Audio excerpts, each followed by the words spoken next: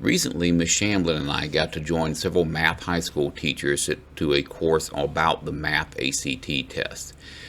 The course was taught by one of the ladies that actually teach the right problems for the math ACT, and she presented us with some really downright disturbing information, honestly. If you take a look at the first set of data that they have here, this shows the mean math scores and the mean composite scores on the ACT for both math and all subjects in the state of Alabama and at Gulf Shores High School. The good news is that Gulf Shores High School is outperforming the state of Alabama by almost 2 points. The bad news is that based off of that, look at this score here. We're hovering right in the 19 to 20 range on the composite and in the 18 to 19 range on their actual math score. That means that the average high school student coming out of Gulf Shores High School isn't likely to get into college based off their ACT score. And the state of Alabama, well, that looks even worse. And we're going to come back and we're going to look at that in just a minute. Next, they took and compared the different concepts that are being questioned in the math ACT. One thing they did mention is there's no calculus. There's no calculus at all. Calculus is considered a college level course. We ranked them from the ones that the students did the best on, which shockingly was statistics and probability, because they always struggle with that at the middle school. And the things that they did the worst on, which one thing that really bothered me was their number, quantity, and readiness was about middle of the road. That should be pretty darn good. The worst thing overall, geometry. That spatial awareness and knowing the formulas and everything they need to do to do geometry, that was just downright disturbing. But here's what really got me. When you get down to the nuts and bolts of who passes and who fails. Now, I'm basing this off of a 20 being an acceptable grade just to get into college. Above 20, of course, those numbers get pretty low. You can see that in the state of Alabama, 80% of the students did not even earn a 20, which is a minimum score. Most colleges are 19 to 23 in that range, so I'm calling 20 the minimum score to get into college. 80% of the students in Alabama that took the ACT would not get into it based off their math scores. On top of that, only the 21%, yeah, I know that math doesn't work, but that's how the numbers added up. 21% of math students in Alabama would get in.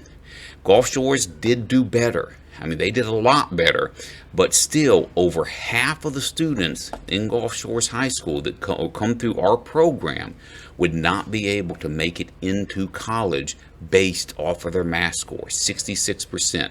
Only 34% of the students scored 20 or higher. And then when you get up into that 30 plus club, check this out. 4% of the students were 28 or higher. Now, what is a 30 plus club, you ask? A 30 plus club is a number, a score of 30 to 36 range, which is very hard to achieve.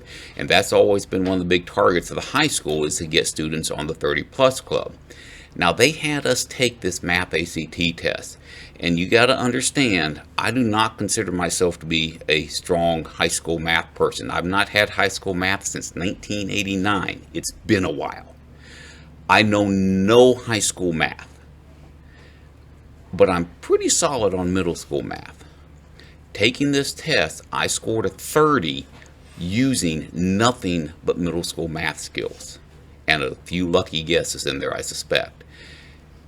The bulk of this test can be answered using middle school math scores. And that's something that's really important to understand, is what we're doing here in the middle school, it matters. I was able to hit the 30 plus club with no high school math skills whatsoever. Moving from there, some test-taking strategies they suggested. First, they say take a two-pass approach. The first pass, you have 45 minutes that you want to knock out the entire test in. It's a 60-minute test with 60 questions. So think about that. That's a minute per question. In math, that's moving pretty good.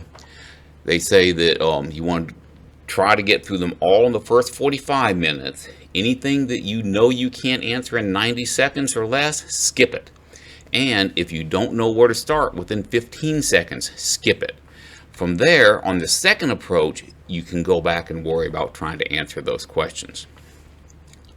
Some other things that they talked about was a calculator. It said make sure that you're familiar with the calculator you take in, and you could actually take in 2 calculators. You can only have one calculator on your table at a time, but you can take both a graphing and a scientific calculator, both. But here's the issue with that. When you have a minute per problem, you don't have time for using the calculator. The students have to be fluent in math. They have to be fluent in their number sense. They've got to be able to look at those problems and say, and pick out that numeric answer. If they're not fluent in math, we're setting them up for failure. So this whole concept of saying, well, they're going to be able to use a calculator on the ACT, that's true. But if they use a calculator on the ACT, it's probably going to slow them down and they will not answer all the questions. Also, there is no question on the ACT that requires the use of a calculator. Every question they give you can be answered without one. Some other skills they suggested is strategic guessing. Strategic guessing, you start off by eliminating any answers that you look at and know are impossible. As far as geometry goes, they said use your eyeball. That while all the questions on the test for geometry, they say the drawings are not to scale, they really are. So it's going to be very, very close. Use your eyeball. They also say get rid of any oddball questions. So if you look at one and you say, that one looks a whole lot weirder than everybody else, probably not a good answer. And finally, use the letter of the day. So don't play A, B, C, D, A, B, C, D. Play B, B, B, B. Anytime you don't know what the answer is, pick that same letter every time, because then you have a 1 in 5 chance or a 20% chance of getting the answers correct. Whereas when you start playing the multiple numbers thing, your odds actually go down. Hope you found this information useful. Please come see me if you have any questions or comments. Y'all have a good day.